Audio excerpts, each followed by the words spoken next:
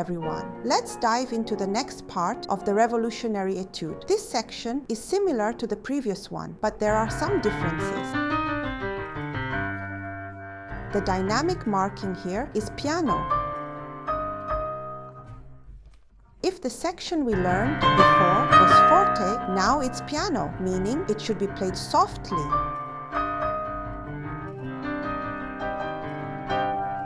Don't forget to focus hearing G till the end. After this forzando, it softens again.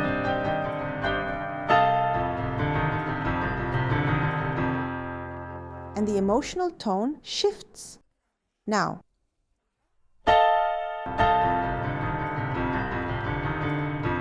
let's look at the part that many of you find most challenging. First, let's break it down with just the right hand. In this part, the rhythm is crucial. It features syncopation.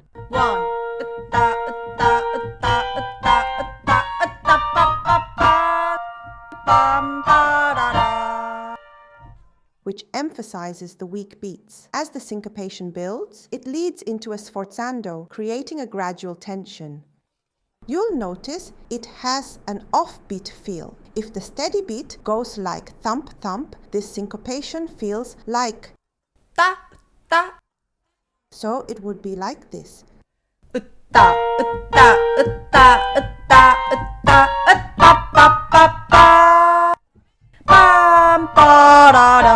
This whole section is one phrase, so make sure to analyze it thoroughly. Next, let's talk about the flow. The notes move in half steps, creating tension. For example, from B flat, the inner voice is changing to G, then to B natural, and continues to C, C sharp, D, E flat, and F once more.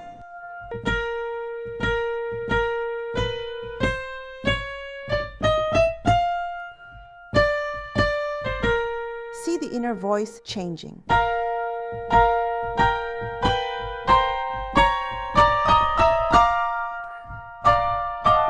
This movement creates a progression leading to the climax. Then it gradually softens.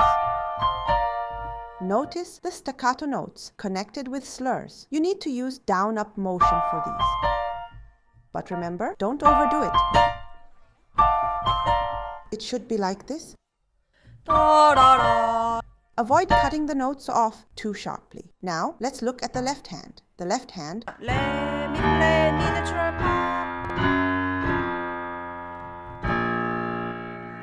follows a similar pattern to the earlier section. Here, you'll see this opening and closing hand movement. It folds and spreads like this. Where does this come from? That's right, the black key etude. Remember the opening and closing motion from that piece? It's the same idea here.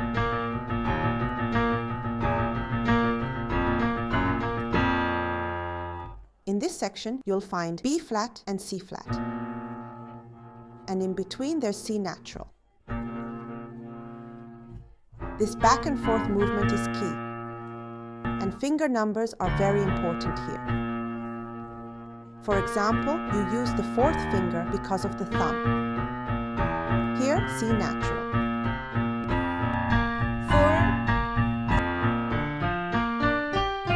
4. Here, emphasize E. When playing, I prefer this fingering. But if it's too difficult, you can use the fifth finger instead.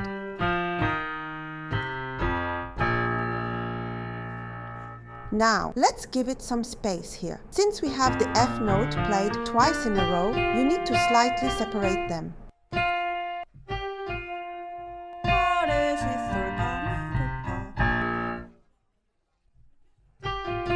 Next, this section features a chromatic scale, moving down in half steps.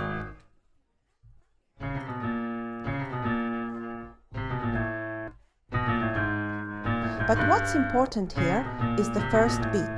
This is the first beat, right?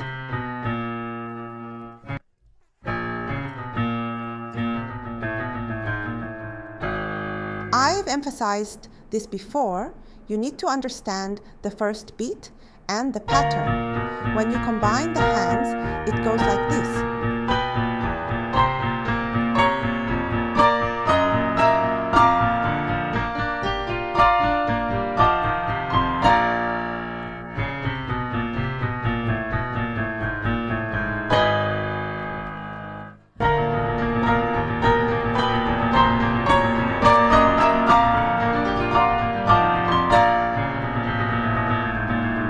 Now, there's a term called stretto here. Stretto has two meanings.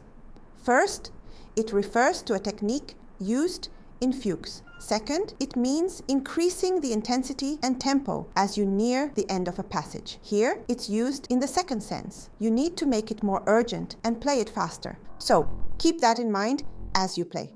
Next, we're moving into the part that many find most challenging. Let's break it down, starting with just the left hand. The left hand part can be divided into 3 distinct patterns.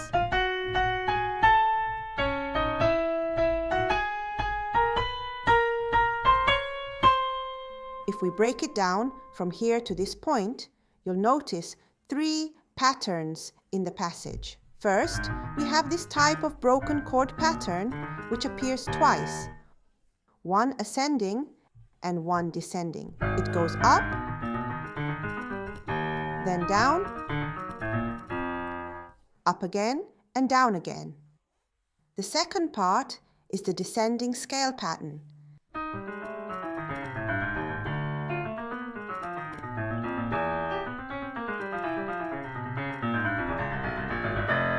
This part is getting longer, so we'll stop here and continue in the next video. See you next time. Thank you for your patience.